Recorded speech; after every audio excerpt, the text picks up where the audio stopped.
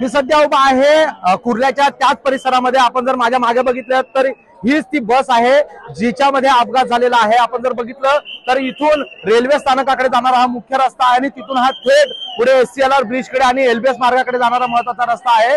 आणि ज्यावेळेस ही बस 332 क्रमांकाची ही बस आहे ती या ठिकाणावरून निघालेली होती आणि तिचा जो संतुलन आहे ते चालकाचं सुटलं आणि बस थेट या सोसायटीमध्ये घुसलेली आहे। बाबासाहेब आंबेडकर नगर आहे, मोठा वर्दळीचा रस्ता आहे आणि या रस्त्यावर आपण जर बघितलं तर मोठ्या संख्येने हा सगळा रस्ता बघितला तर आपण खूप मोठ्या प्रमाणात हा अपघात झालेला आहे, ज्यामध्ये 20 पेक्षा जास्त लोक जखमी झालेत आणि 3 जणांचा मृत्यू झाल्याची अधिकृत माहिती जी आहे ती प्रशासनाने दिलेली आहे।